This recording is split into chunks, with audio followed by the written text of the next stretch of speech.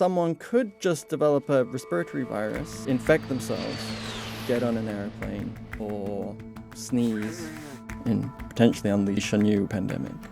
Governments have worried that thanks to advances in synthetic biology, it is easier than ever to develop biological weapons. Now, AI is making it even easier.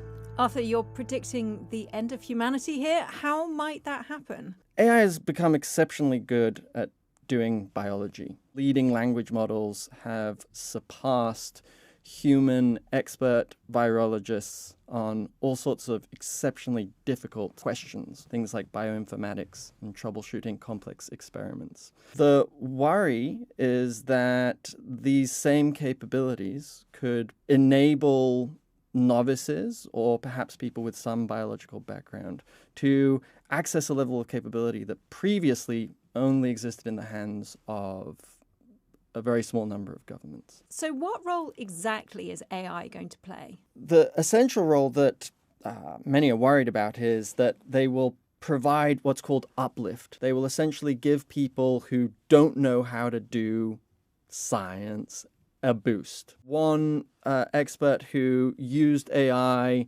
in a study published last year to help guide him through the trickiest parts of assembling poliovirus, described the model as being like an infinitely patient tutor who had read every scientific paper ever published.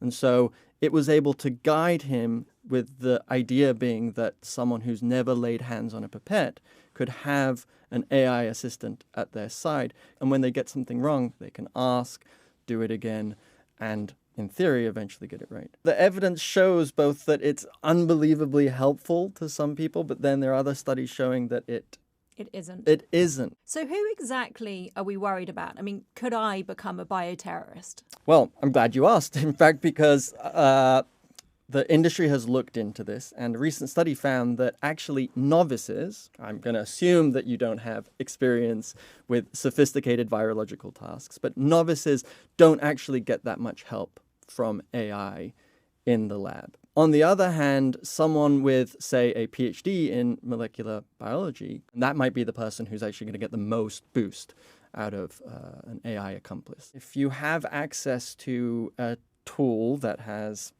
read every scientific paper ever published, that is somewhat akin to having access to an infinite number of experts, PhD level experts, who can approach the question from different angles, who can troubleshoot, who can brainstorm in ways that might replicate or mimic the effect of having very, very large teams of experts, which is, of course, the principal bottleneck for bioterrorism. So how soon could some kind of deadly virus be produced with the help of AI? Governments have looked into this. Last year, there was a major study which found that in terms of actually using AI to develop a totally new pathogen, something that doesn't have any characteristics that we know how to defend against, that would rely on access to some data sets that don't exist yet. What would be possible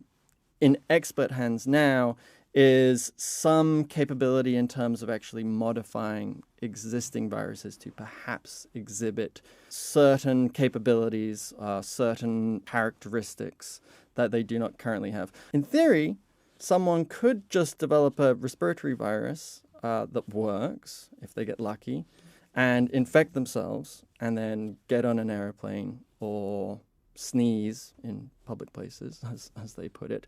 And that could potentially do the trick. But of course, until someone tries that, and we certainly hope that no one does, it's a little hard to tell. But you could do this by mistake then. Biology, compared to other ways of causing mass panic and harm, is very, very, very, very hard.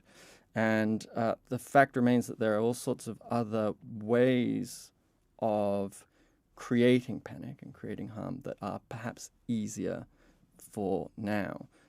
But of course, with the way that these AI capabilities are evolving, that balance could shift, and it could shift very, very quickly, which is why there is so much interest in actually in how to make models less likely to provide help for that purpose. So that's what I wanted to come on to. It's not easy yet to destroy humanity. We should take some comfort from that. But what can be done to keep it that way? Whose job is it to regulate? And can you regulate for this kind of thing? It probably starts with the technology itself. The best option would be to have models that do not freely give out sensitive information about how to recover and propagate viruses, for example. That begins with models that will refuse dangerous requests. And in fact, models are getting a lot better at refusing requests related to sensitive biological information. But those refusal mechanisms can be bypassed. In fact, they can be very easily bypassed by a motivated actor. So then you have to look at ways of actually changing the capabilities of the model.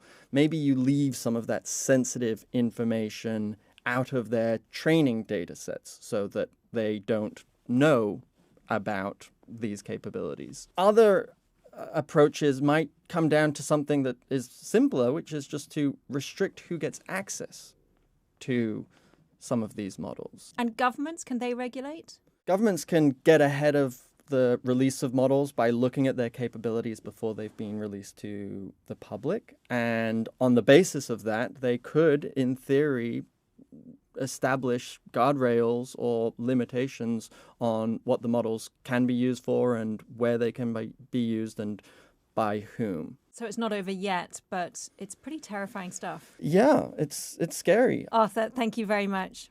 Thanks very much.